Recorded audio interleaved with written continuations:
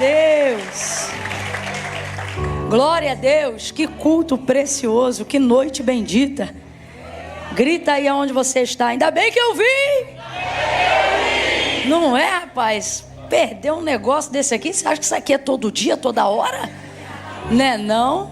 São oportunidades, né? Que o Senhor nos concede. É um privilégio poder estar aqui nessa noite. Eu tenho dito isso aonde eu tenho passado, que um dos maiores privilégios de nós estarmos aqui é poder estarmos aonde Deus está. Eu sempre digo isso, Deus ele está em toda parte porque Ele é onipresente. Não há lugar que uma pessoa possa se esconder de Deus, ou algum lugar onde alguém diz Deus não entra. De vez em quando a gente tem esse costume, né? Um jeito de fala. Mas na verdade, se teologicamente a gente fosse explicar essa maneira de justificar o Deus não entra, Deus não vai aqui, Deus não vai ali, na verdade a gente está querendo dizer sobre lugares onde Deus não manifesta a sua presença. São coisas diferentes. Apesar de Deus estar em toda parte, existem lugares onde mesmo estando Ele não manifesta a sua presença. Mas esse lugar que nós estamos é um lugar onde Deus faz questão de manifestar a sua presença. E existem lugares, eu estava pensando isso aqui, pastor Jason, existem lugares que Deus realmente escolhe para manifestar a sua presença, porque são lugares que obedecem os critérios que agradam a Deus. Não é muito diferente da parte de Deus o que acontece conosco também, sobre não irmos a lugares onde, por mais que tenhamos a liberdade de estar, não nos sentimos à vontade ali. Então fazemos uso do nosso direito e liberdade de não ir. E mesmo tendo porta aberta, mesmo tendo convite, nós não vamos, não é? E Deus também, Ele tem disso, Ele poderia fazer assim. E existem critérios e lugares onde Deus faz justamente ao contrário, né? Imagine como se fosse uma pessoa agora. Use características humanas para definir o que eu estou querendo dizer, mesmo sabendo que Deus, Ele é divino, não é humano, né? A gente chama isso aí de antropoformismo, mas só para a gente entender melhor. Glória a Deus! Glória a Deus! Que culto precioso, que noite bendita! Grita aí aonde você está. Ainda bem que eu vim! Não é, rapaz? Perdeu um negócio desse aqui? Você acha que isso aqui é todo dia, toda hora? Né, não? São oportunidades, né? Que o Senhor nos concede. É um privilégio poder estar aqui nessa noite. Eu tenho dito isso aonde eu tenho passado, que um dos maiores privilégios de nós estarmos aqui é poder estarmos aonde Deus está. Eu sempre digo isso, Deus ele está em toda parte porque Ele é onipresente. Não há lugar que uma pessoa possa se esconder de Deus, ou algum lugar onde alguém diz Deus não entra. De vez em quando a gente tem esse costume, né? Um jeito de fala. Mas na verdade, se teologicamente a gente fosse explicar essa maneira de justificar o Deus não entra, Deus não vai aqui, Deus não vai ali, na verdade a gente está querendo dizer sobre lugares onde Deus não manifesta a sua presença. São coisas diferentes. Apesar de Deus estar em toda parte, existem lugares onde mesmo estando Ele não manifesta a sua presença. Mas esse lugar que nós estamos é um lugar onde Deus faz questão de manifestar a sua presença. E existem lugares, eu estava pensando isso aqui, pastor Jason, existem lugares que Deus realmente escolhe para manifestar a sua presença, porque são lugares que obedecem os critérios que agradam a Deus. Não é muito diferente da parte de Deus o que acontece conosco também, sobre não irmos a lugares onde, por mais que tenhamos a liberdade de estar, não nos sentimos à vontade ali. Então fazemos uso do nosso direito e liberdade de não ir. E mesmo tendo porta aberta, mesmo tendo convite, nós não vamos, não é? E Deus também, Ele tem disso, Ele poderia fazer assim. E existem critérios e lugares onde Deus faz justamente ao contrário, né? Imagine como se fosse uma pessoa agora.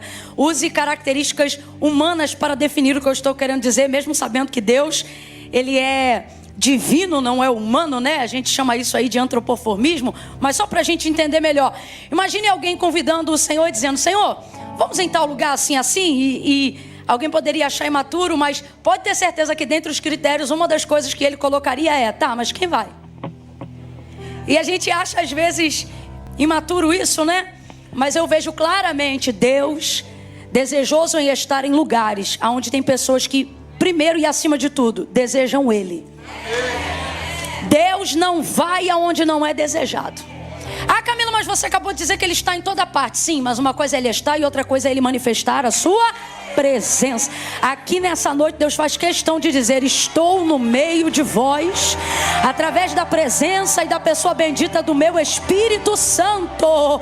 Então, se você compreende a grandeza, se você compreende a relevância desse momento, levante as suas mãos aos céus e tribute a Ele uma adoração extremamente espontânea, e diga para Ele o quanto você se sente privilegiado. Diga para Ele que você sabe que esse lugar só é especial porque Ele está aqui.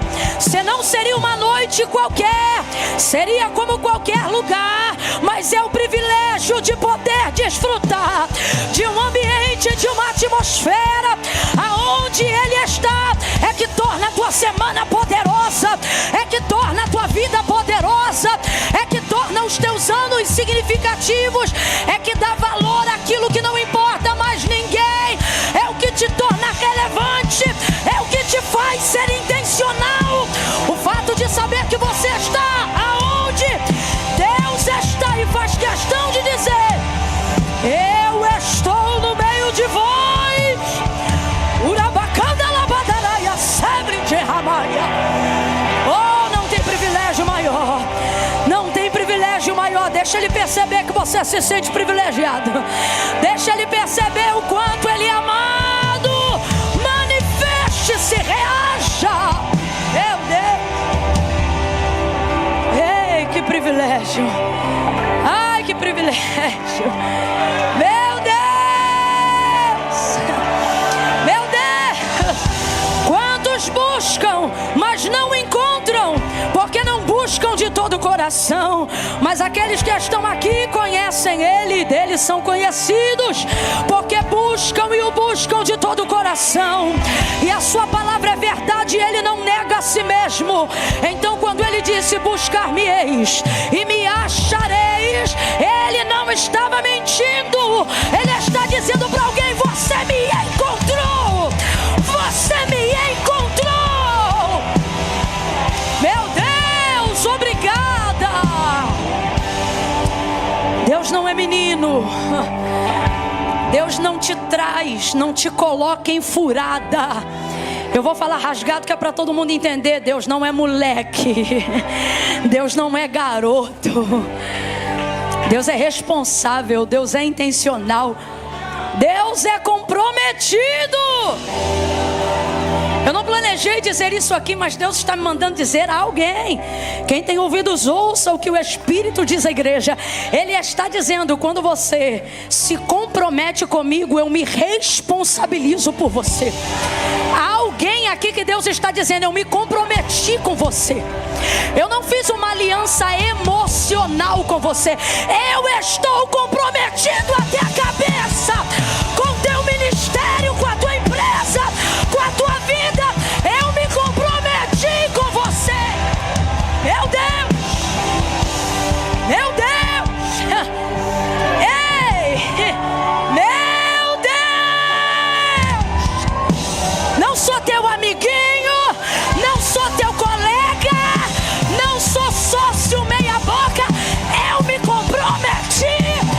Eu estou comprometido.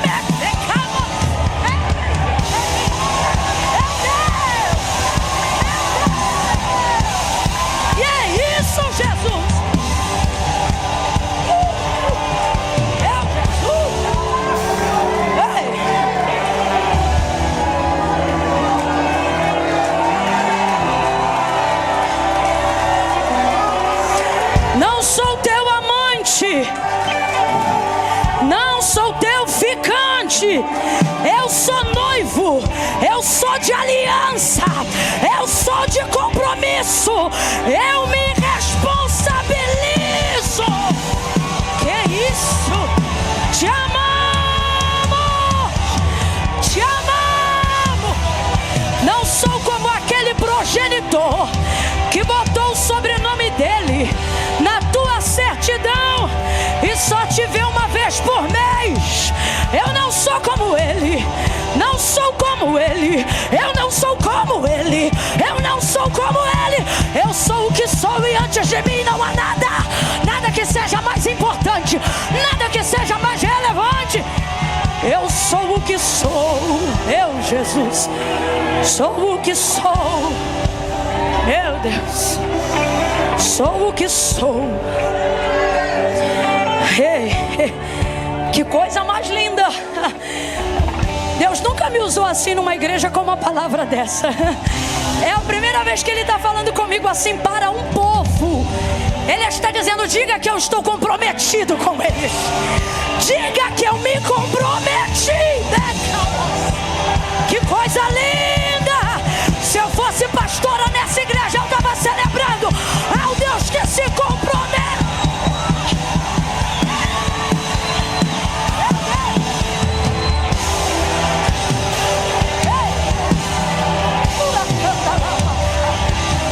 Santo de Israel, aleluia, aleluia, glória. Você sabe que quando eu comecei a conhecer o Senhor, porque eu não tive o privilégio de nascer num lar cristão,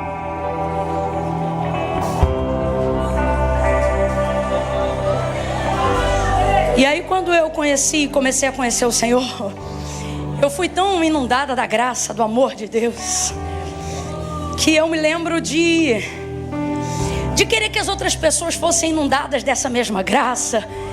E aonde eu passasse, eu queria que elas conhecessem esse Deus e se envolvessem com Ele e soubessem que elas não estão sozinhas. Porque eu conhecia o Deus onipresente e compreendia isso que eu falei para vocês no início. Deus que está em toda parte. Mas eu ainda não discernia isso, que uma coisa é Deus estar e outra coisa é Ele manifestar a evidência da sua presença, da sua persona, né? São coisas diferentes. O próprio Jesus, mesmo consciente disso que nós acabamos de falar aqui, Ele mesmo vai dizer: aonde estiverem 2 ou 3 reunidos em meu nome, e isso ali estarei. E essa expressão mais próxima da tradução grega original significa: ali eu me manifestarei ou demonstrarei que estou. É o que nós falamos sobre a manifestação da presença. E aí o que acontecia? Eu, nesse afã de querer compartilhar Deus com todo mundo ao meu modo, eu me lembro que qualquer pessoa que eu visse numa posição de sofrimento, alguma circunstância difícil, eu queria na hora consolar essa pessoa. E aí eu sempre dizia assim para ela: Deus é contigo, Deus é contigo, Deus é contigo, Deus é contigo. Qualquer pessoa, eu sentia que a pessoa não estava bem, não fica assim, Deus é contigo. Aí um dia Deus disse assim para mim: para, porque eu não sou com todo mundo não. Cara, eu tomei um susto. Ué, como assim não é com todo mundo? Não, eu posso estar em todo mundo, mas eu não sou. Isso aqui é o que nós falamos agora, isso é comprometimento, né? Eu não estou com todo mundo, não. Eu não sou, melhor, né? Eu não sou com todo mundo. E aí eu parei. Agora eu só falo isso para quem realmente Deus fala comigo. E eu estava aqui de boa, eu nem imaginei. Tipo assim, para mim hoje Deus estava aqui também, onipresente, onipotente, manifestando sua presença em adoração, em graça, em louvor. Mas Deus tem muitos nomes, né?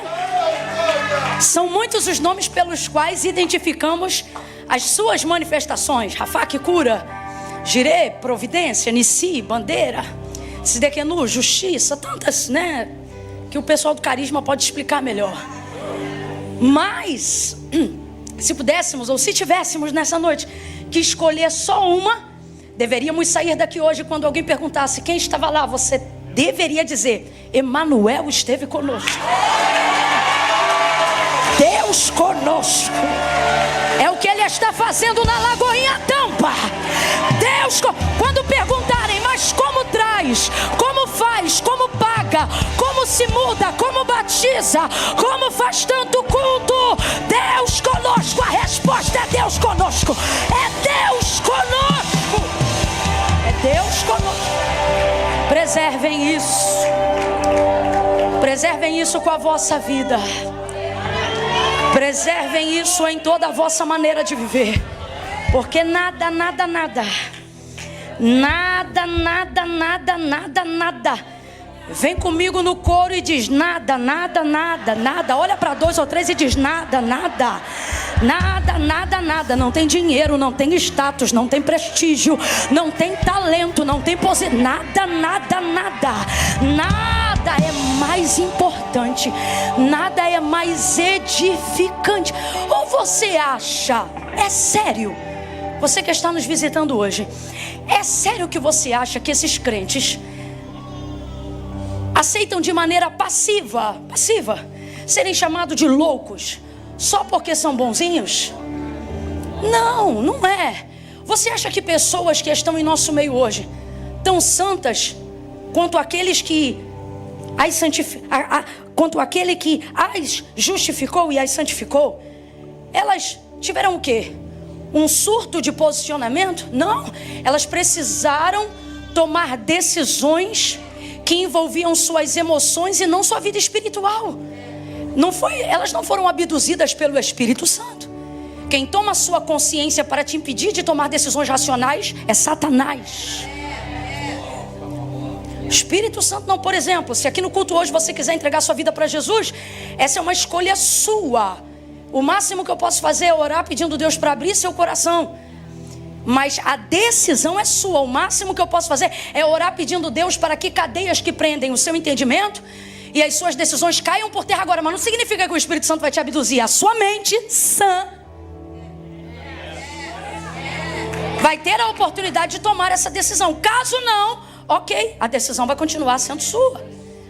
Agora, o que faz essas pessoas viverem isso e renunciarem tantas coisas no mundo que aparentemente pareciam melhores? Prazeres. Vamos falar aqui de prazeres, que eu não sou do tipo de crente que diz que no mundo não tem nada que preste. Não tem nada que preste para a glória de Deus. Porque para a glória do homem, para a alegria da carne, o mundo é o lugar perfeito. Prazer e tantas outras coisas, irmãos, tantas outras coisas que enebriam o homem. Coisas das quais droga nenhuma pode produzir em você mais do que a sua própria vaidade. Alguém alcançou. O mundo tem isso para você. Existem coisas dos quais o reino de Deus não fornece. Existem sentimentos dos quais o reino de Deus não produz. Então é um nível de renúncia, são escolhas que a gente vai fazendo. Agora, uma vez, não precisa de 2, não precisa de 3. Uma vez que você tenha coragem, porque Deus deu um nível de poder e de força ao homem. Antes do Espírito te empoderar, Deus te deu um governo. Quando Ele criou o homem, Ele não disse seja cheio do Espírito Santo. Ele disse sujeite o mundo e governe. Há algo em você, há um poder de decisão em você. E aí, uma vez que você tome uma decisão, por mais dura, por mais louca que ela pareça, mas que conscientemente você diga: hoje eu escolho viver de acordo com os critérios. Hoje eu decido viver aonde Deus se manifesta. Hoje eu quero que o lugar que Deus se manifeste não esteja mais sujeito à geografia da igreja que eu visito domingo, mas esteja na geografia que eu pisar, desde que Ele esteja em mim. Hoje eu quero ser o lugar que Deus habita. Daí uma vez que você ousadamente, porque eu vou te falar um negócio, na igreja fala-se muito de homem de Deus, mas eu vou usar esses 2 minutos só para falar de homem. Eu vou usar esses 2 minutos só para falar de mulher. Quando você está num ambiente como esse, fala-se muito: fulano é homem de Deus, ciclano é homem de Deus. Mas já percebeu que antes de ser homem de Deus, primeiro tem que ser homem? Antes de ser mulher de Deus, veja, até a nomenclatura, antes de ser mulher de Deus, primeiro vem mulher. O que a gente entende com isso? Que existem coisas que competem a você e não ao Espírito Santo agindo em você. Não é isso? Então, veja, existem pessoas que para ser homem de Deus primeiro precisam ter coragem de ser. Você está me entendendo? Não tem que consultar ninguém se você vai servir a Deus ou não. Coragem na sua decisão. Não vou para casa, vou fazer uma reunião individual, pessoal e transferível. Intransferível. Entendeu? É você. E aí uma vez que você toma essa decisão, você é inundado de um sentimento que nem as maiores drogas, caso alguém aqui tenha utilizado, tem o poder de te levar. Mano, é o tipo de coisa que fora da experiência só tem a especulação. Só sabe quem vive. Por isso, Deus é muito claro na maneira como você deve conhecê-lo. Não sou eu que digo como você deve conhecê-lo. É Ele mesmo que adverte em sua palavra a maneira como Ele deve ser conhecido o seu. E usando a boca de Davi, Ele vai deixar claro para nós dizendo assim: provai e vede. Sabe o que Ele está dizendo? Experimenta. Você só vai conhecer se você experimentar. Quem aqui já viu alguma comida, algum alimento que olha, a aparência talvez não seja boa, ou a aparência seja boa, tanto faz. Você olha para a aparência, mas é o tipo de coisa que você decidiu rejeitar por algum motivo. Ou pela experiência que alguém teve de que comeu e não gostou. E aí a pessoa diz para você: não, cara, tal coisa eu não como, é muito ruim. Você já teve resistência em provar alguma coisa por causa das experiências dos outros que disseram que provaram e não gostaram? Fala a verdade, nunca teve nenhum alimento que apareceu para você e você disse: não, isso eu não como. Por quê? Porque é muito ruim. Aí a pessoa diz: mas você provou? Não, mas todo mundo que prova diz que é ruim. Aí você já fica com aquela ressalva. É ou não é? Mas você só pode definir de fato e de verdade com a sua experiência. Esse é o problema, querer que outros que não viveram o que nós vivemos validem o que nós vivemos. Deus está dizendo para alguém aqui: 2024 não é o ano que você pergunta para os outros como é servir a Deus. 2024 não é o ano que você pergunta como é servir no ministério. 2024 não é o ano que você pergunta às pessoas o que você sentiu quando você subiu as águas batismais. 2024 não é o ano que você pergunta para as pessoas o que acontece quando você é batizado no Espírito Santo com fogo. Em 2024 eu estou declarando profeticamente: você não vai dizer sobre o que ouviu dos outros quando experimentaram. Deus te trouxe aqui para dizer: esse ano é o ano de você experimentar, provar e ver que é bom. Você vai ver que é bom. Se tem uma coisa incrível da parte de Deus, é que Ele pode falar dele mesmo e isso não soa soberbo. Deus faz isso tranquilo. Por exemplo, há uma série de anciões. Você parece até que está numa cúpula de conselho, né? Só que pela boca do profeta Isaías diz que ele ajunta as águas numa porção, pegando tudo aquilo que está sobre água, seja na atmosfera, seja subterrâneo, enfim. E tudo isso não passa de uma gotícula na sua mão. E que ele toma decisões sem pedir conselho. É interessante demais um Deus que se relaciona com todos e não precisa da opinião de ninguém para nada. Não é interessante isso? E ele faz questão de dizer que ele é assim. E interessante mais ainda que a gente o adora justamente por isso. Porque o nosso problema não é a arrogância, a soberba, a autoridade das pessoas, é a falta de identidade delas. E se tem uma pessoa bem resolvida, é Deus. Eu sou o que o Senhor é. Quando Moisés perguntou, quando eu chegar lá e me perguntarem quem foi que me enviou, o que eu digo? Diga que o eu sou. Esquece.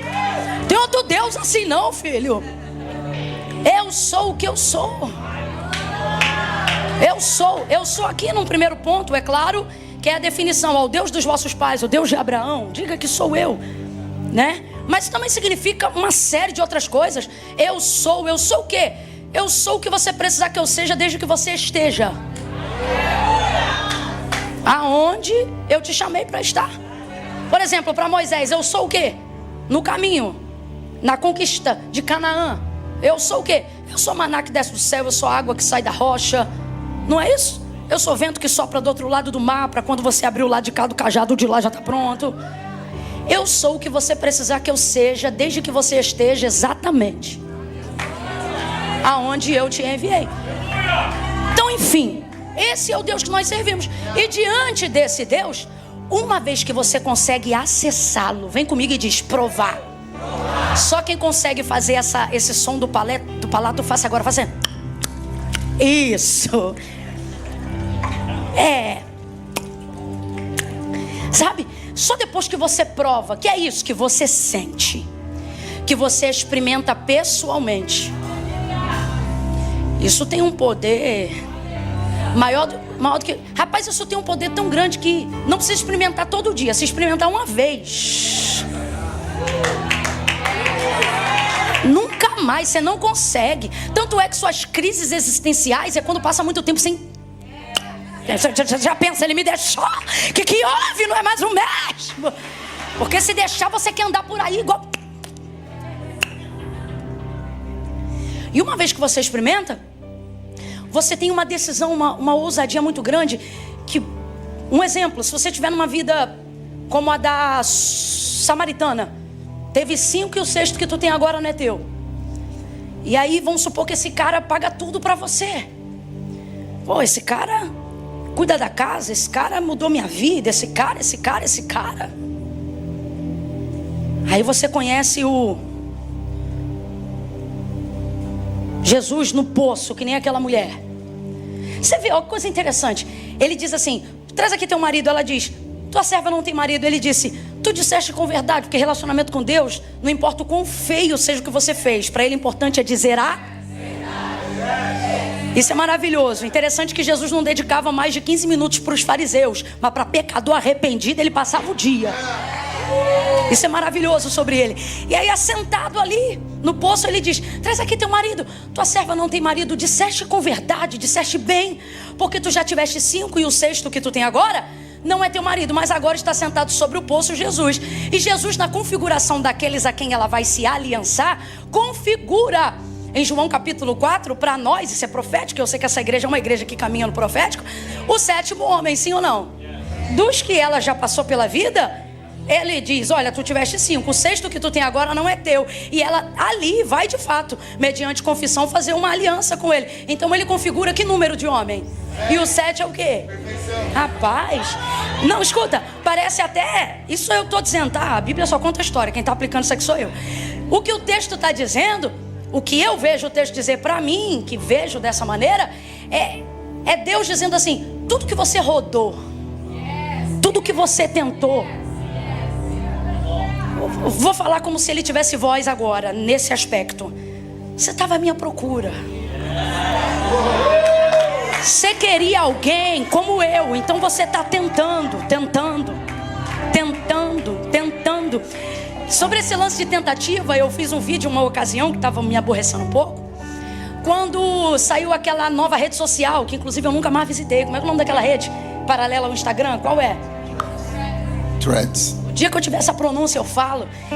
E aí saiu essa rede. Aí todo mundo: isso não é de Deus, não sei o que, não sei o que lá, não sei o que lá. Rapaz, se a gente entrar no isso não é de Deus, tudo isso é do mundo. A primeira coisa que você tem que fazer é excluir todos os seus perfis.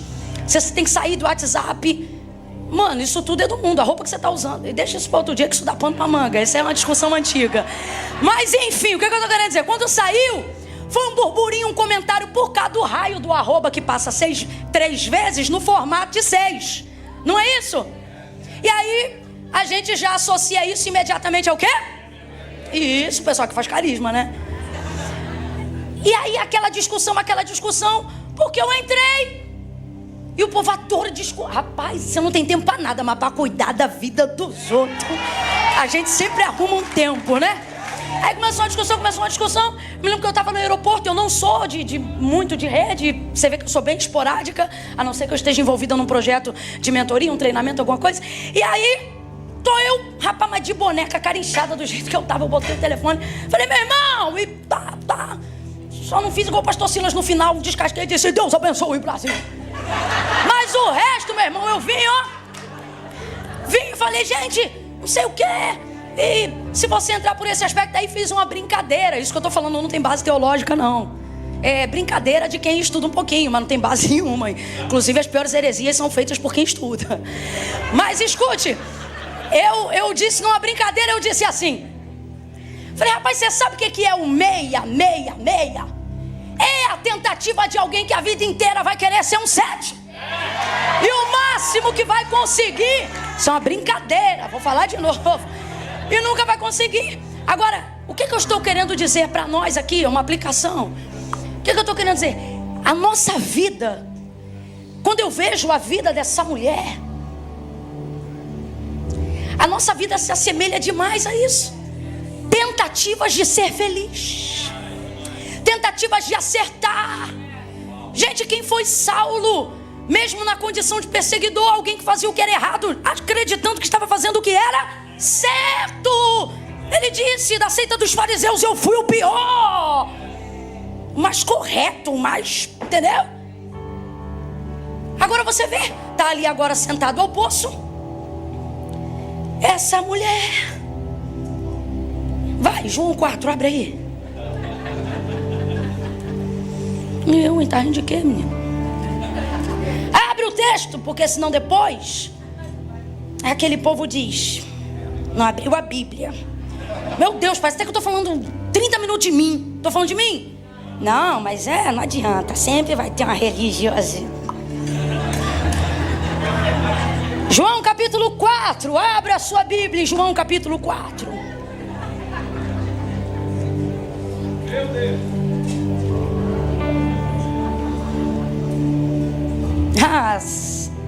Se você achar que eu vou começar a pregar agora, você tem problema. Você precisa de ajuda terapêutica, acompanhamento. Você precisa de substância neural. Meu Deus, Deus está falando esse culto inteiro. Palavra cantada, palavra pregada. Ninguém abriu a Bíblia, é isso? Ah, tá. Gente, vamos embora voltar a fazer aquele barulho. Vamos lá, João capítulo de número 4. Versículo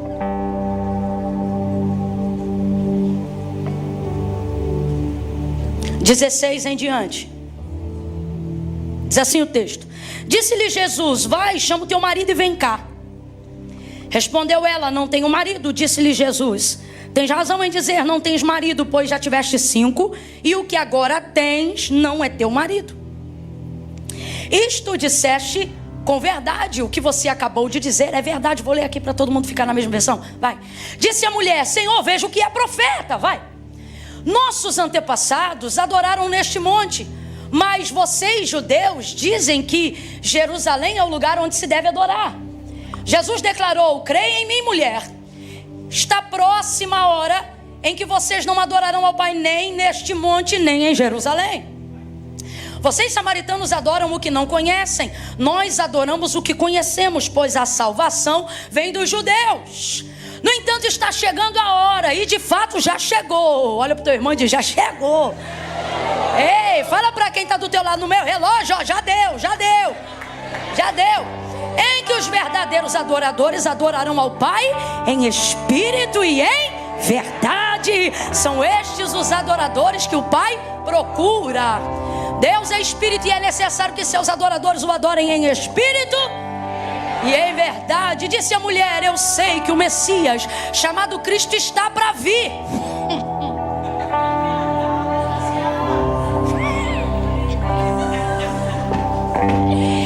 E quando ele vier, ele explicará tudo para nós.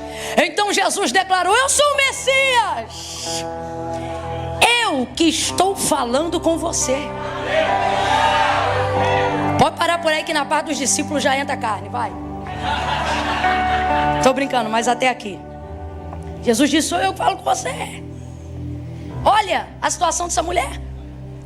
Jesus sentado sobre o poço, Ele que é a fonte, sentado sobre o poço. Sentado sobre o poço, chega ela, alto do meio-dia, horário que não é comum. É o constrangimento dela que faz a agenda dela. Esse horário não é hora de pegar água. Quem está entendendo, diga amém.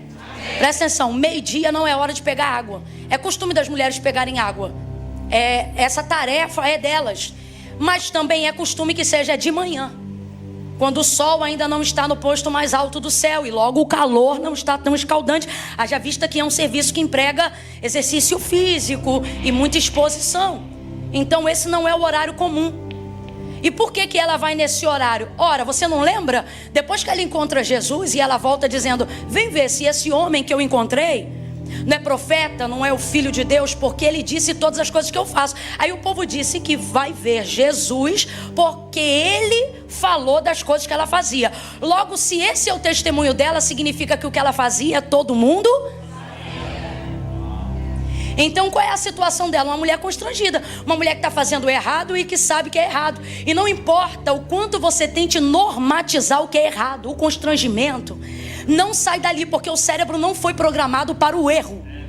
O cérebro, isso é divino. Você pode perguntar isso para qualquer neuro. Ele, quando acontece algo, é um defeito, ou neural, ou quimicamente substancial. A programação de um cérebro não foi feita para o erro. Por que uma pessoa desenvolve um tique de mentira? Tique, um jeito. Por que não... como é que chama aquele negócio que afere a mentira? Polígrafo, não? Alguém sabe dizer? É polígrafo, não é que algumas agências especiais utilizam? Por que aquilo de fato e de verdade não garante 100%, mas garante um apontamento ou um nível de instabilidade para quando uma pessoa que, por mais que seja especialista em mentira, evidencia algum sinal? Ah, Camila, mas tem gente que consegue enganar até o polígrafo. Esta pessoa criou um mecanismo para enganar. Por quê? Porque o cérebro não foi programado para programar o que é errado. Então todas as vezes que ele faz isso, ele precisa desenvolver uma válvula, um escape para trazer manutenção àquilo. Então o que eu estou querendo dizer? Ao longo da nossa vida, quando não queremos tomar as decisões que eu falei no início, quando nos falta a coragem para fazer o que precisa ser feito, quando estamos na busca do que acreditamos ser a felicidade, o propósito ou a razão da nossa vida, mas sobre a justificativa de falta de oportunidades ideais para viver a vida ideal, eu começo a me associar a pessoas erradas, a assinar contratos errados, a me submeter a subornos e a tantas outras coisas erradas. Por mais que eu tente normatizar aquilo para me beneficiar da mentira, a verdade é que a mentira, o engano não beneficiam. Eles vão gerar em você uma série de tiques, uma série de problemas, uma série de falhas, de tal forma que a vida que você acha que hoje vive e é livre, na verdade ela é uma agenda programada e ela é governada pelos seus sentimentos mais ocultos. Veja o texto. Ela chega no alto do meio-dia, um horário que eu já disse que não era comum. Por que ela faz isso? Motivação de constrangimento. Porque se é um horário e é um costume e as mulheres se encontram, inclusive esse é um momento de... Tá me entendendo? De conversa, de fala. O irmão é mais crente do que eu, ele falou em comunhão. Eu confesso que eu pensei outra coisa. Aquela hora, sabe, entendeu? De comentar da vida dela. É aquela hora de comentar do que ela faz. E justamente por isso ela não vai na hora que todo mundo vai. Seria belo se pudéssemos dizer isso para falar que ela ou não se mistura, ou isso ou aquilo, mas a gente sabe a verdade.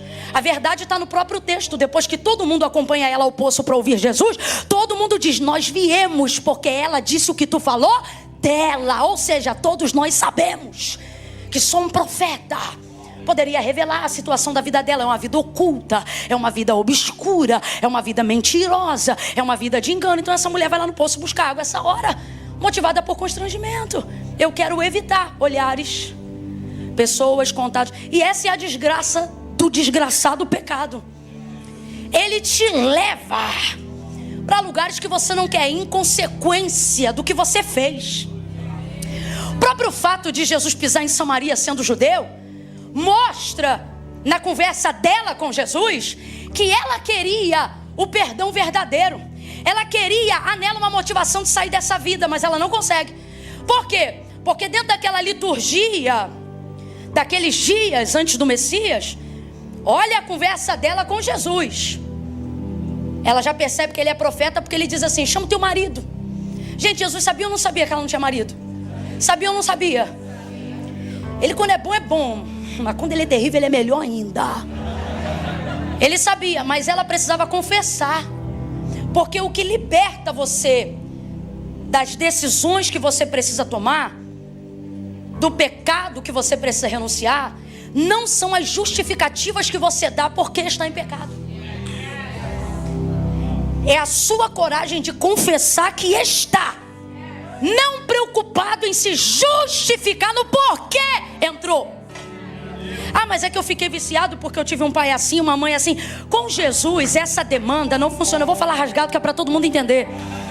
Justificativas não podem fazer nada por você, mas confissões viram a sua história, mudam a sua trajetória. Aquele que confessa e deixa alcança.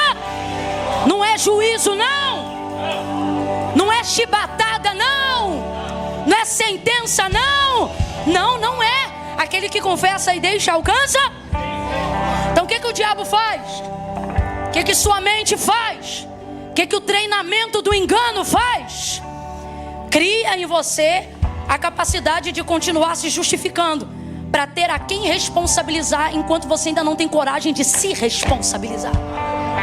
E enquanto você não se responsabiliza, Deus não muda a sua história. Por que não? Porque Deus não está aparecendo para a cidade de Samaria. Jesus não está pregando no centro de Samaria. Veja. Jesus não procura as pessoas que falam dela. Jesus procura ela. Marca um encontro sem falar com ela, mas o encontro é com ela. Então de quem é a chance? De quem é a oportunidade? De quem é o privilégio? Você tem que entender que diante de todo confronto que você rejeita, é a porta do crescimento. Todo confronto que você tenta fugir, nele está a porta de saída do que você não quer mais fazer. Olha para alguém agora e diz: se a porta... Não. Diga: se a porta do confronto abrir para você, passa por ela.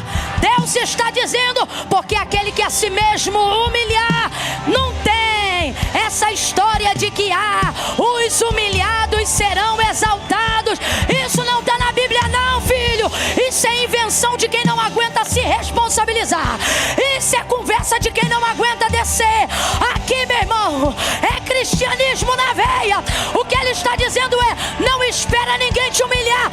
Desce primeiro, confessa, fala o que você tem que falar e viva o que só a chave da confissão pode fazer. Eu vou gritar confissão e você vai dizer: é a chave. Amém ou não amém?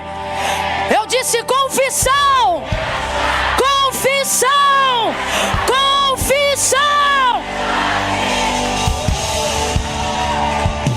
Escute isso. Tem alguém aqui agora que se pergunta dizendo assim: Camila, isso é como deveria ser, mas a verdade é que não percebo evolução, transformação e tratamento verdadeiro nas pessoas que foram descobertas dos seus pecados. Elas ficam envergonhadas, elas são humilhadas, elas se tornam uma matéria da fofoca, elas vão para o último banco da igreja. Então o que você está falando não procede na realidade com o protocolo do que deveria ser. E aí eu vou corrigir. É exatamente como você falou. Eu não estou falando dos pecados descobertos. Eu estou falando dos pecados.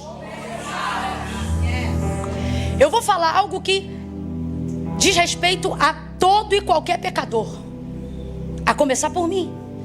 Todo e qualquer pecador tem duas oportunidades diante de si: há de ser um pecador confesso ou um pecador descoberto. Mas não ficará não fica.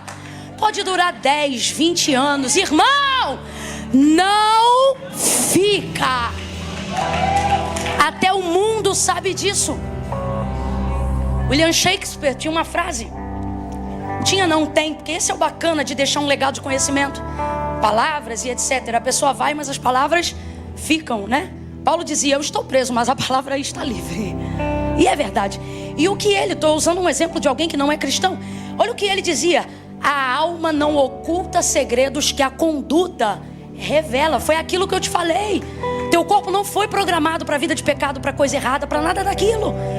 Então todas as vezes que você entupir sua alma disso, vai transbordar por algum lugar, porque você não consegue ser a contenção necessária para isso. Vai vazar.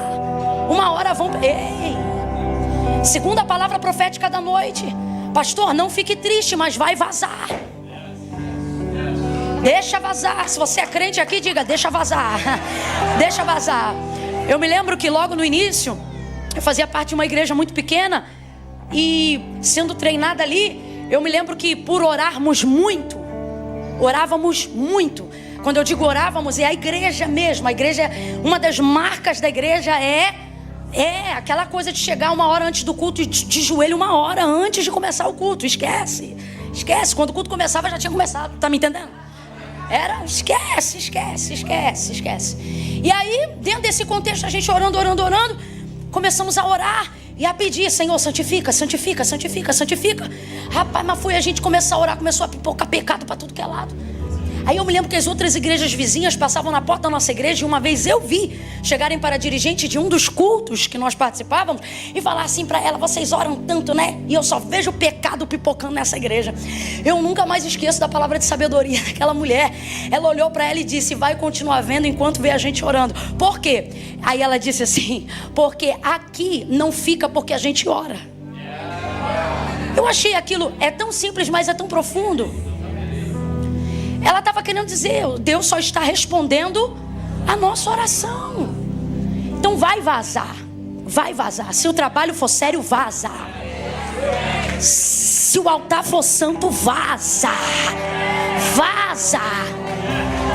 E não precisa de 1000 orando, não. Se aquela dali que eu estou olhando orar, estou com medo dela. Eu já vou chegar confessando tudo para ela. Se eu puder apertar a mão dela antes do culto acabar, eu já vou dizer: então, quando eu tinha 12 anos de idade, eu vou entregar tudo. Então veja, não são as justificativas, são as confissões. Aí você tem referências de pessoas que ficaram caídas, porque uma outra coisa que está acontecendo é que as pessoas estão chamando de queda decisões. Eu vou falar rasgado que é para todo mundo entender. De repente você tem um amigo que vive como quem serve a Deus, em santidade, em profundidade. Daqui a pouco você descobre que aquele cara ou aquela mulher tem caso 10 anos com uma outra pessoa que era da igreja vizinha ou da igreja. E aí diante disso você diz: meu Deus. Aí olha como é que as pessoas compartilham uma notícia: fulano caiu. Isso não é queda, não. Isso é uma decisão. Aí a pessoa quer, depois que foi descoberta, quer dizer: não, cadê a misericórdia? Cadê o amor? Cadê a compaixão? Vocês vão ser provados demais nesse tema. Vocês não estão entendendo, não. Cadê a compaixão? Irmão, compaixão tem em nós. Só não fica esperando que aquilo que só vem de Deus e não de nós. Irmãos, graça vem de Deus e não do homem. Dom vem de Deus e não do homem. Porta quem abre é Deus e não o homem. Porta que o homem abre, o homem fecha. Porta que Deus abre, só Deus fecha. E se Deus quiser fechar a porta de quem um dia, aí é com Deus. Só que as pessoas misturam tudo. Agora, talvez você nunca saberá, mas pegue réus, confesso. Até no jurídico, se tiver algum advogado aqui, eu não sei se a lei aqui é diferente do Brasil, mas talvez nisso seja igual. O réu, confesso, ganha diminuição da pena e às vezes lhe é proposto até um acordo. Às vezes ele responde até em liberdade. Tudo porque ele... Você está me entendendo? É diferente. Se o mundo, se o homem consegue entender que um flagrante não é como um réu confesso, que fará o Senhor, que não tem justiça, é o justo. Então todas as vezes que você estiver diante de um confronto que confronta a tua moralidade, que confronta teu status, teu prestígio, não fuja dele. Até porque eu vou lhe dizer uma coisa: se Deus usa uma pessoa com capacidade de ver, você vai se esconder de quem? Vou lhe dizer outra coisa: quando uma pessoa sabe, não é só ela que sabe. Vou lhe dizer a terceira coisa: dá continuidade a isso, é só destruir a si mesmo. Eu acho lindo, e é por isso que Jesus diz: disseste bem. Aí eu te pergunto: tá com um homem que não é teu, é bonito? Ih, ficou quieta. Ai.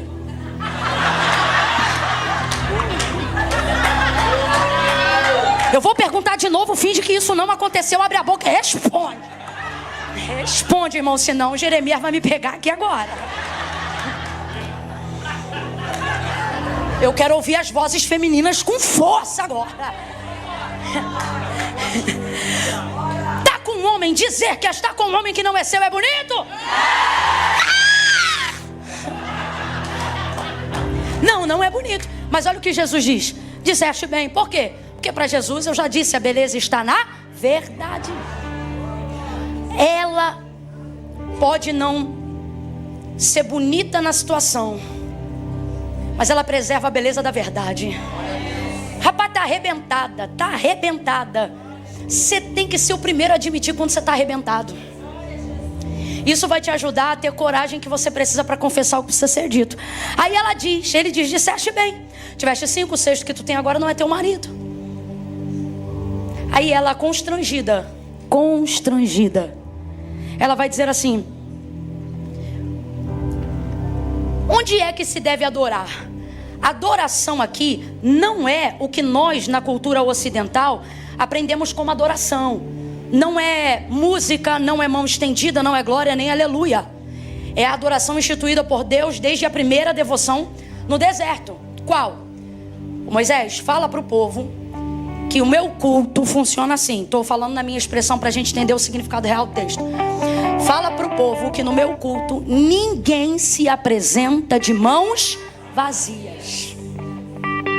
Então a adoração, e isso deveria ser cada vez mais ensinado em nosso meio, a adoração não tem a ver com o que chamamos de adoração e é júbilo. A adoração está associado diretamente à entrega. Isso é tão contrário à nossa realidade, que é costume nosso mesmo. Alguém perguntar, tá indo aonde? Estou indo para o culto, vai fazer o que lá? Vou receber uma bênção. A gente vem como tomadores e deveríamos vir como entregadores.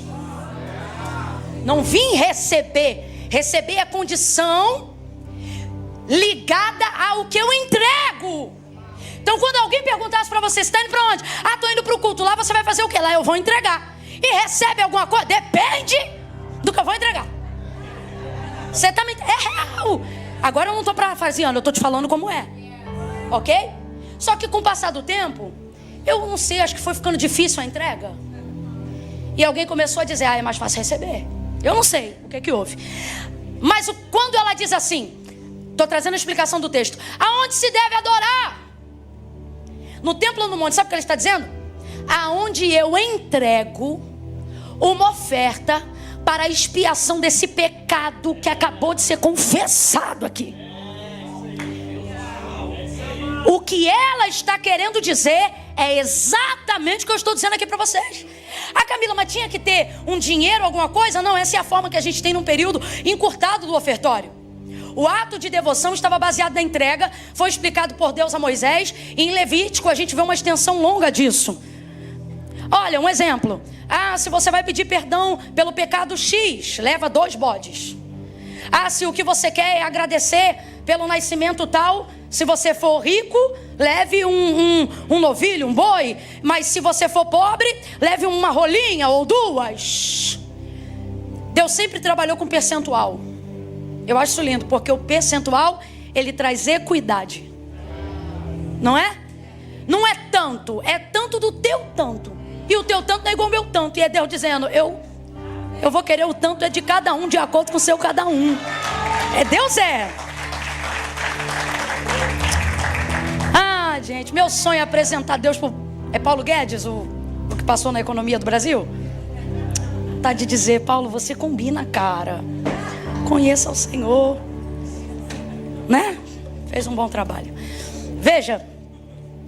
Então, o que ela está dizendo é, agora que o pecado foi confessado, eu preciso legitimar. O que é isso? Fechar o ciclo. Camila, mas eu já confessei, mas não fecha o ciclo. Porque vem aqui, conta, mas não fecha o ciclo. Tem que fechar o ciclo. Legitima a confissão. Senão é... Não quero arrumar problema hoje não, Jesus. Não, vou não, porque depois é minha cara que fica na internet. Vou me poupar de mim mesma. Enfim, tem que fechar o ciclo. Então, olha, ela entende, eu só posso ser de fato perdoada se eu fechar o ciclo. E aonde se fecha o ciclo? Aí vem a dúvida real. Eu vou terminar nesse tópico, prometo. Aonde vem a dúvida real? Eu levo esta oferta eu faço esta entrega, eu fecho a confissão disso. No templo, o templo ficava onde? Jerusalém. Ou no monte, o monte era em Samaria.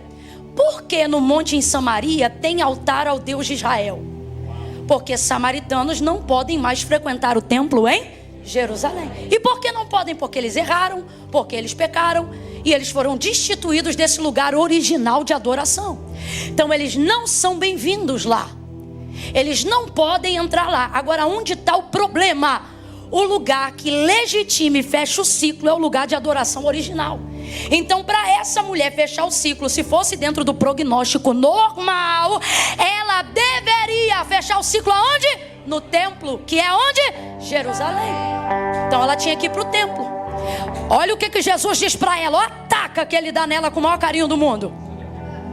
Tu sabes que a salvação vem dos judeus. Ele não está dizendo que são os judeus que salvam. O que ele está dizendo é: você sabe que o lugar original de adoração não é no monte, é em Jerusalém.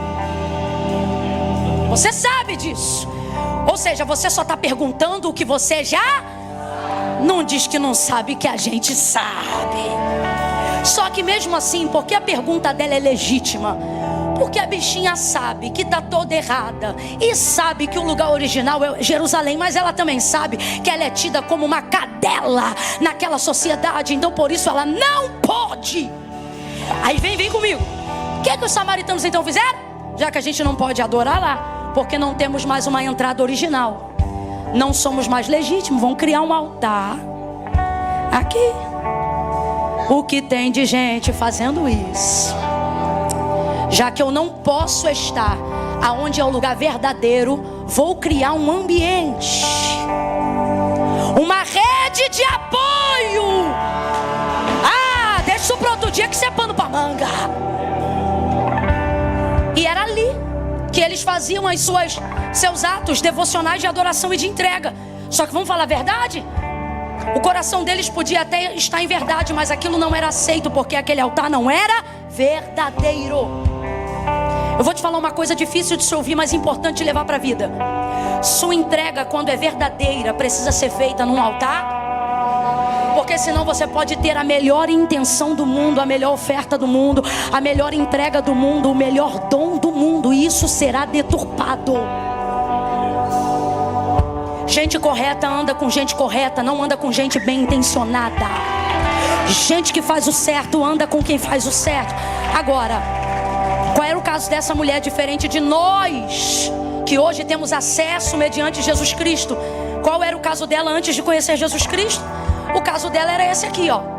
Ó, Jesus respondendo para ela: tu sabes que a salvação é dos judeus, ou seja, tu tinha que fechar esse ciclo lá em Jerusalém, mas tu não pode entrar. Então a pergunta dela é isso aqui, ó.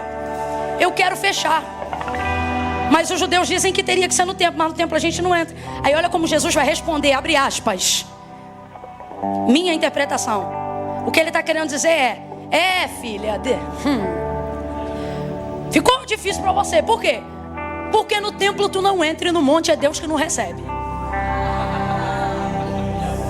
Ele foi super sincero com ela, ó. O ciclo para fechar é em Jerusalém. Mas você acha que ele está em Samaria por quê? Samaria é território dos errados. E se eu te disser nessa noite que existe gente doida para se consertar, mas não tem acesso? Aí vai depender de alguém que não tenha tanta vaidade no prestígio religioso para pisar em alguns territórios de errados e arrumar o que está fora do lugar e dar uma chance para quem não teria chance nenhuma se não te conhecesse.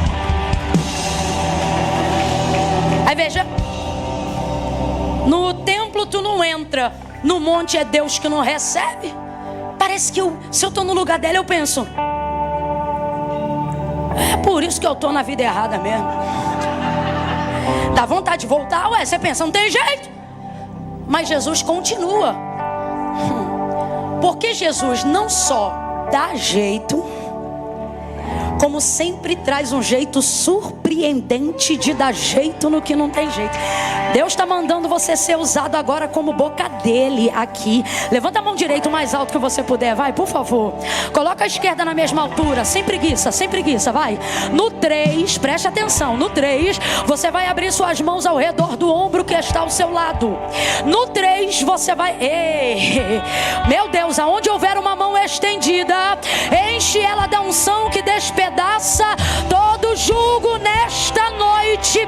Aonde houver uma mão estendida, enche ela de misericórdia e de esperança para levantar espíritos, almas que estavam desanimados, e que no toque dessas mãos uma porta seja aberta, uma saída apareça, um caminho se abra por intermédio das tuas mãos, em nome de Jesus. Preste atenção comigo. 1, quando eu disser 3, você vai colocar a mão no ombro do teu irmão e vai dizer para ele ou para ela: calma, tem jeito. Eu conto 2, prepara. Não importa qual é o vício, não importa se está no crack, não importa se fez a vida na mentira. Deus está dizendo: eu visito o teu DNA, eu visito a tua parentela. Eu vou em Singapura, eu vou no Brasil, eu vou na Ásia, eu vou no Japão, eu alcanço. Tu só precisa saber disso. 3, bota a mão no ombro e diz: tem jeito. Tu só bota a mão no ombro. Tem jeito. Jesus tem jeito.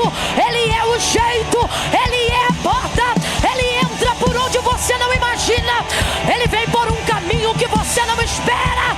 Tem jeito. Aperte a mão de alguém. Tem jeito. A Camila mais bebe muito. Tem jeito, mas foi criado da maneira errada. Tem jeito.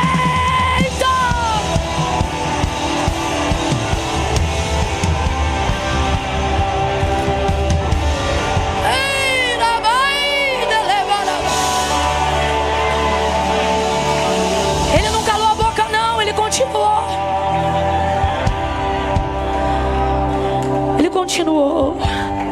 Ele disse assim: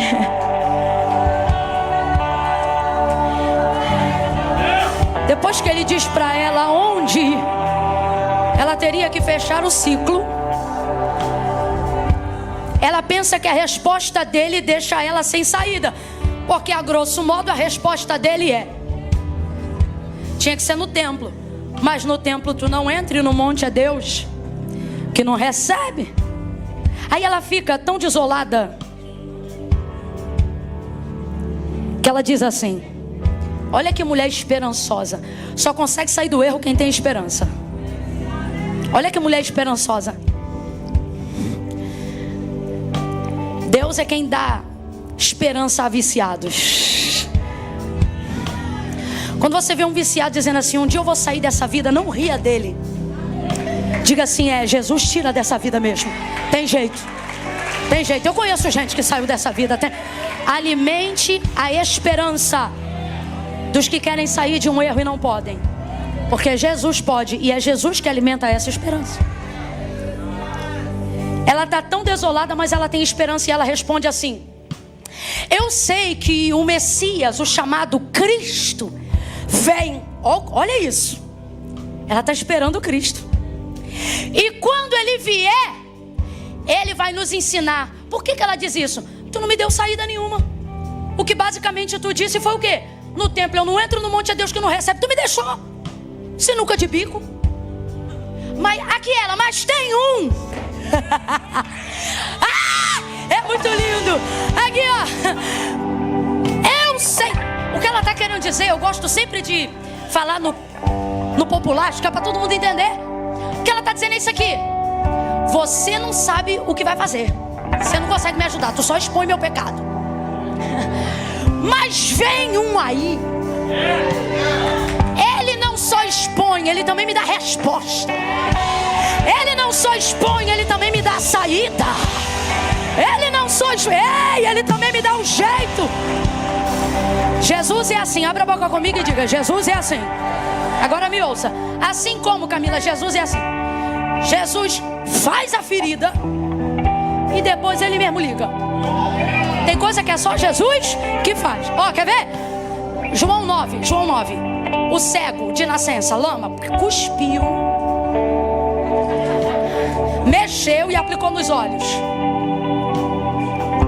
Agora vai e lava-te no tanque de Siloé. O homem foi lá, se lavou e voltou vendo. Agora imagina o homem indo pro tanque, sujo. Quem te sujou? Se Jesus aí, rapaz, esse Galileu. Rapaz, ele jogou lama em você, jogou. Agora imagina ele voltando curado e limpinho. Uai, tu tá enxergando? E agora como é que tu tá vendo? Rapaz, o Galileu, esse Jesus aí, o homem de Nazaré. Entenda, na hora da lama as pessoas não entendem porque você renuncia tanto para estar com ele. Porque a lama fala da exposição, da confissão, do constrangimento, do confronto, da denúncia. Sim ou não? Sim ou não? Aí tem gente que não entende. Rapaz, depois que tu conheceu Jesus, tu ficou mais esquisito. Tu já era cego, agora tu tá enlameado. Se ele pudesse falar para a aplicação do que nós estamos falando aqui, ele diria para esses faladores: fiquem tranquilos. Por quê? Porque quem jogou lama também me disse onde tem água. Quem jogou lama também me disse onde limpa. Você está entendendo o que Deus está falando? Alguém está entendendo? Alguém está entendendo o que Deus... Fica tranquilo. Quem denuncia o meu pecado também tem meu perdão na mão. Quem denuncia o meu erro também tem a porta do meu acerto, o mapa da minha vida. É por isso que eu amo ele e tudo é pra ele. Olha a esperança. Olha a esperança dela. Eu sei, porque veio um aí. Ele não vai só dizer que eu tive 5. Estou parafraseando. Ele não vai só dizer que eu tive 5 e que o 6º não é meu, não. Ele vai me dizer o que fazer. Ele dá jeito. Eu estou esperando o Messias.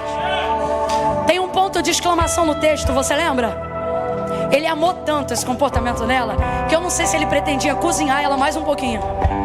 Mas ele não aguentou. Porque quando ele viu esse comportamento nela, tem um ponto de exclamação. É como se ele fizesse num ato de surpresa. Ele exclamou. Exclamou significa que ele levantou o uso da voz. Olha a alegria dele. Sou eu! Tá no texto, gente. Você viu? Ele tá emocionado. Ele tá maravilhado. Porque tem mais festa no céu quando um pecador se arrepende do que qualquer outra coisa que a igreja possa fazer. Oh! Sou eu! Olha que lindo! Olha que lindo ele dizendo: sou eu que falo contigo. Parece até conversa de vizinho. Menino, sou eu. Aí ela, imagina ela: ah, você tá brincando. Que esse homem que vai salvar o mundo parou no meu poço. A gente tem uma mania de esperar a salvação, mas quando ela vem a gente diz: ah, ele vai ligar pra mim. Não é? Eu me lembro quando eu entreguei minha vida para Cristo e logo em seguida recebi dele uma promessa, que é essa que eu vivo hoje. E eu me lembro de vezes ou outra acreditar, mas rir a beça igual Sara e falar assim: pô, o dono do mundo tá aqui comigo na minha cozinha. Te juro. Eu dizia: pô, o dono do mundo tá falando comigo aqui, pô, na minha louça. Eu lavando louça e Jesus mostrando as coisas. E eu pensando, às vezes, eu ficava assim, ó, vendo, achando que era eu que estava vendo por conta própria, e dizendo assim: rapaz, já pensou? E ele comigo dizendo: vou te levar, vou fazer. E eu ficava: tanta coisa para ele fazer. Ele vai me botar no avião, vai passagem. Me lembro de Deus usar seus vasos, não uma, não duas, mas várias vezes. Eu só tinha 2 mudas de veste de roupa de troca, uma para culto de semana e uma para final de semana. E eu me lembro que Deus usava seus vasos, porque ele falava: vou te levar e tal, não sei o quê. Eu pensava: Deus, eu não tenho roupa, eu não tenho nada, onde que eu vou arrumar mais roupa para ter mais uma semana? E aí Deus usava os vasos e dizia assim: vou eu te vestir, vou eu te calçar. Diante de Deus, hoje eu fico pensando como eu pensava na época, assim. tanta coisa para ele fazer, vai me vestir. Ai, me calma. Até hoje, quando todo ano eu faço aquela limpa do guarda-roupa que a gente sempre faz, né? Não tem uma vez que eu não tiro aquelas sacas e sacas e sacas de roupa. Talvez alguém agora está olhando e dizendo: cara, você tem tanta roupa, mas sempre te vejo com as mesmas. É que eu só uso o que eu de fato fico à vontade no altar. Mas fora do altar eu tenho outras roupas também.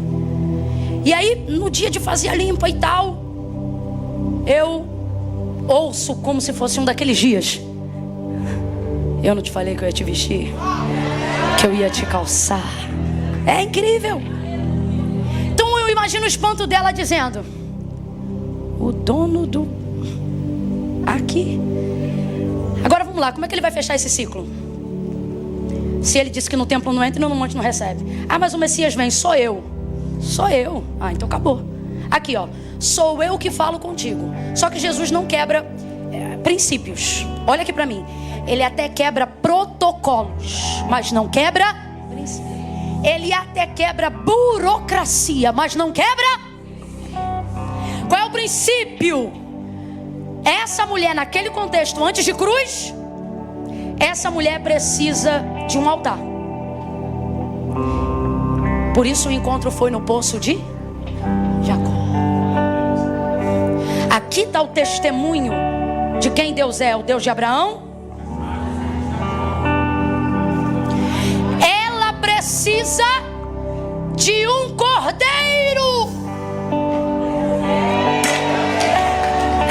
Eis o cordeiro que tira o pecado do mundo, sentado no poço de Jacó, falando com ela. Imaculado, santo, santo, santo. Agora vamos lá.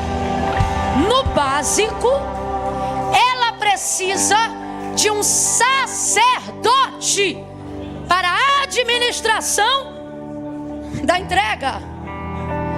Ela conseguiu um bônus. Ele não só é o sacerdote, como ele é o sumo sacerdote.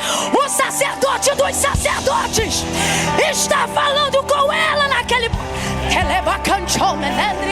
Deus está dizendo para alguém: tu tens a minha atenção, então para de fingir que não tem e se entrega. Confessa, derrama. E ela não duvida. Olha para mim, igreja. Ela não duvida. Eu vou falar como Deus está mandando, o que eu vou dizer agora eu nunca disse. Quando uma igreja ora, como vocês oraram por essa conferência, Deus faz coisas que nunca fez. Essa é a segunda vez que eu estou dizendo que vou dizer uma coisa que eu nunca disse. Deus está dizendo assim: você quer sair da tua condição, na tua mente você pede ajuda, eu crio uma circunstância para chamar a sua atenção. E quando você tem minha atenção, você cria um mecanismo na sua mente dizendo: não é possível que alguém tenha tanta atenção. Agora mesmo, enquanto eu prego, sua mente humana e um tanto quanto influenciada por pecados e coisas das quais você tenta se desvencilhar, está tentando ir de contra tudo que eu estou falando para você, dizendo: sua mente espiritual diz assim: como Deus está falando comigo. Mas a carne diz para você: você acha que esse tanto de gente Deus está falando com você? É muita atenção para você. Só que tudo isso é humano. Tudo isso é humano, isso é mental. Isso é a sina do pecado e do homem caído que você não sepulta até o arrebatamento da igreja. Veja, o que eu acho lindo nessa mulher é uma simplicidade que às vezes falta em nós. De que, Camila? De simplesmente acreditar na experiência que está sendo vivida. Agora eu te pergunto: o que você tem a perder em acreditar que Jesus decidiu dar atenção para você e mudar a sua vida? A minha pergunta é: o que você tem a perder? Eu vou te responder agora. Você pensa: eu tenho medo de me frustrar. E o Senhor está dizendo: interessante, esse medo você não tem quando faz coisa errada, mas está tendo em fazer a coisa certa. Logo, você deveria raciocinar que isso é o mundo militando contra a sua chance. A palavra de Deus diz uma coisa incrível sobre a fé. Ela diz assim: a vitória que vence o mundo, ou esta é a vitória que vence o mundo, a vossa fé. O que é fé? A expectativa, a certeza das coisas que eu não vejo, mas espero. Olha para cá. Se a vitória que vence o mundo, o sistema, a malignidade, o pecado, o erro o mundo vai militar contra o que em você? Porque o mundo não vai cooperar que você o destrua. O mundo não vai fortalecer a arma que você tem para destruir o sistema. Então, todas as vezes que você estiver em vias de tomar uma decisão baseada em fé, o mundo vai fazer de tudo. A educação dos seus pais, a cultura de onde você foi criado, a geografia de onde você está, vai ganhar voz na maneira como você foi doutrinado e vai tentar te fazer acreditar que esta experiência é uma mentira. Mas ela é a fé. Ela é a fé. Ele está dizendo: seja fiel a esta experiência. Entrega o teu caminho ao Senhor, confia nele e o mais Ele fará. Pegue a mão de alguém aí agora, segure a mão de alguém do seu lado agora. Eu disse agora mesmo, e diga: é fé, é fé. Tome uma decisão de fé. Escolha o que é certo. Se entregue. Entrega tudo. Entrega tudo. Entrega tudo. De pé como estamos. De pé como estamos. Grite comigo esse grito de guerra. Diga assim: entrega tudo. Grite: entrega tudo. Presta atenção. Isso, de pé, de pé. Decidir não entregar nada não muda nada. Tomar a decisão de entregar tudo muda tudo. Saia do raso. Saia do lugar da mediocridade e das decisões. Desculpa, eu vou falar como Deus está mandando. Quem se desculpa sou eu, não é Deus. Eu é que ainda estou vencendo algumas covardias proféticas. Deus está dizendo: você está tomando decisões medíocres, medianas, quando a fé que você tem já é o suficiente para tomar decisões radicais. Você está pronto para isso? Eu quero que você olhe para alguém mesmo não conhecendo essa pessoa, mas porque ela está na atmosfera onde Deus está entregando isso, eu estou autorizada por Deus a te autorizar a dizer isso. Então olhe para ela e diga: você está pronto. Você está pronta, você está pronto. Diga, se você está aqui, você está pronto. Se você está ouvindo essa palavra é porque você está pronto, você está pronta, você está pronto. Jesus passou por um campo cheio de milho. E ele disse assim, olhando para o campo que todos estavam vendo. E ele disse assim: vocês dizem, falou para os seus discípulos, que faltam 3 meses para a colheita. Ou seja, para esses campos estarem prontos para a colheita. Mas eu vos digo. E ele estava falando não de milho, mas de pessoas. Aí ele diz assim: eu vos digo que esses campos estão prontos, que essas vidas, essas pessoas no mundo estão prontas para o reino, para o meu evangelho. Elas querem a salvação, elas querem a redenção, elas querem se livrar dos pecados, das culpas e das dores de decisões erradas que elas tomaram até hoje. Elas querem. Mas o que você aprendeu hoje aqui? Que só existe algumas maneiras de fazer isso, e todas elas te levam a uma única pessoa, a pessoa bendita de Jesus Cristo. Só Ele dá jeito para o que não tem. Ele perdoou ela, e perdoou, e deu uma oportunidade a todos nós, dizendo: ó, chegou a hora. Pergunta assim pro teu irmão: que horas são agora? Responde logo para ele e diz assim: é a tua hora. É a tua hora. Essa hora é tua, esse tempo é teu, esse ano é seu. É o ano do Evangelho ter a maior relevância nas suas decisões. Esse é o ano, esse é o tempo, é agora. Tome decisões. Olhe para mim. Isso não tem nada a ver com o quanto eu preguei hoje. Escute, o que muda a sua vida não é quanto tempo eu usei para pregar, nem mesmo a revelação do texto. O que muda a sua vida é a decisão que você vai tomar diante do que você ouviu. Não são sermões que mudam a nossa vida, são as decisões que tomamos nos sermões que ouvimos. Eu quero te convidar.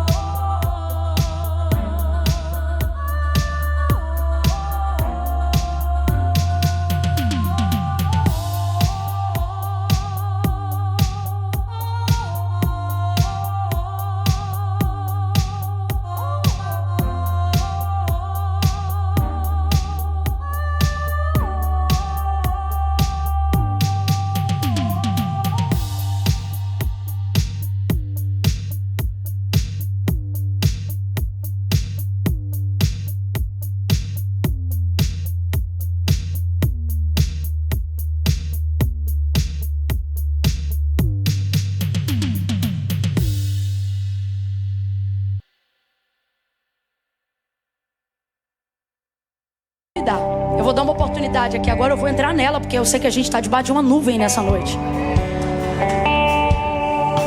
Tô nela, Deus. Me considera também. Se compromete comigo também. Ó, tem uma oportunidade aberta aqui agora. Para quem já serve ao Senhor, frequenta a igreja, é um membro, é um pastor, é um pregador, é um servo da casa de Deus, é um homem de Deus, é uma mulher de Deus.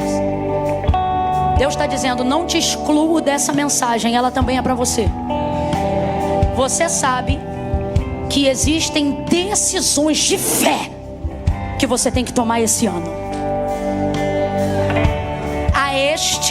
A estes, Deus não está chamando para largar o pecado, porque eu considero santos servos de Deus. A estes, Deus está chamando para sair do lugar da mediocridade. Vou falar como Ele está mandando a seus servos, e isso me inclui. Sua geografia não combina mais com aquilo que eu estou te entregando, que você está me entregando.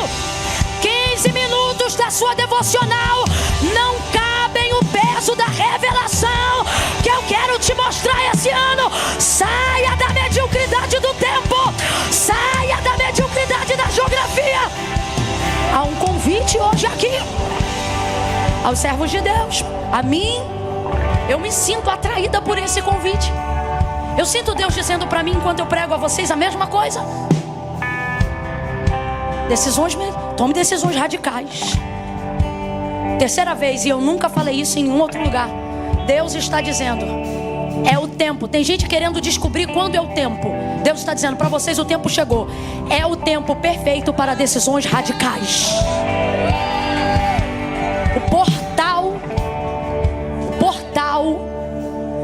das decisões mais assertivas da sua vida foi aberto essa noite. Passe por ele. Agora tem uma outra oportunidade aberta aqui também. A quem? Aos que estão hoje aqui e querem tomar a decisão corajosa que a samaritana tomou. Camila, hoje eu não vou fugir do confronto. Camila, não. Que eu desapareça. Não é comigo que você tem que falar. É Deus. Hoje eu não vou fugir do confronto.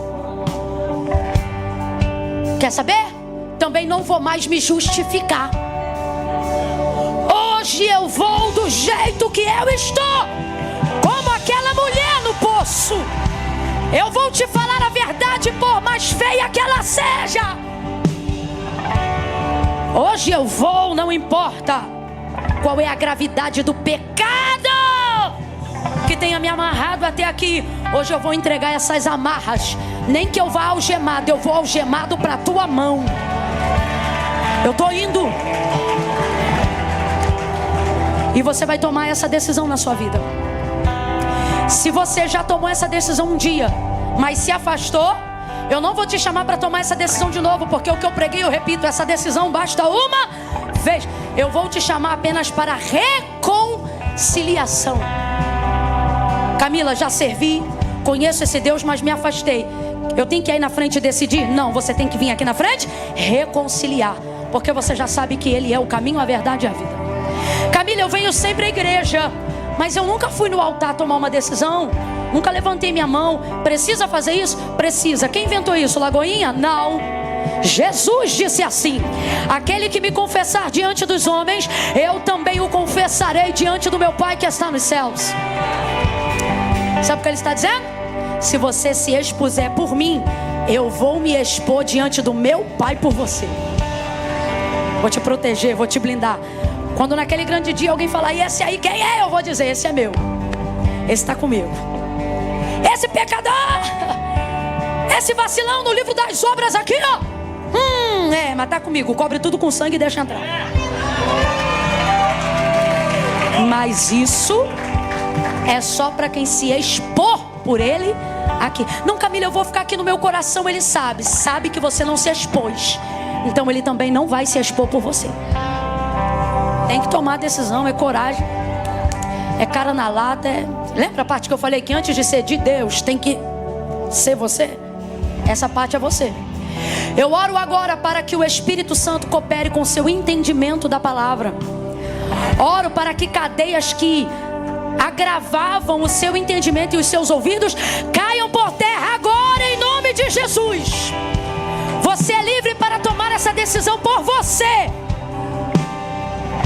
Quando eu disser 3, quem está aqui, eu poderia pedir para levantar a mão, porque está muito cheio, mas hoje é confronto. Vai ter que vir aqui no altar. Camila, eu vou ir fazer o quê? Eu vou entender a sua chegada aqui como confissão pública de fé. Só isso. Mas se não vier, eu não vou receber como confissão de fé, porque não posso confessar o que não vi. Mas se tiver a coragem dela, a dela. 1, 2, 3. Se você está afastado, está distante, se você precisa tomar uma decisão ao lado de Jesus hoje, tira teu pé do chão e agora vem pro altar. Vem pro altar de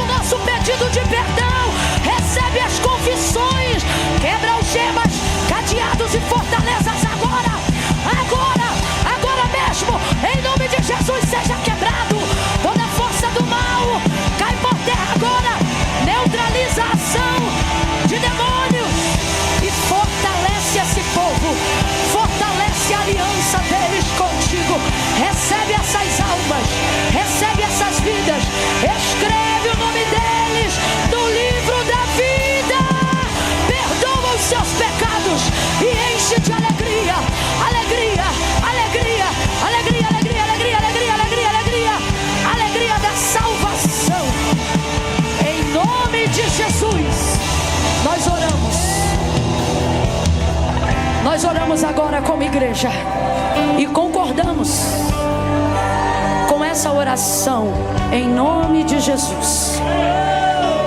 Diga amém. Amém. Diga amém. Amém. Quem está de joelho vai ficando de pé. Isso.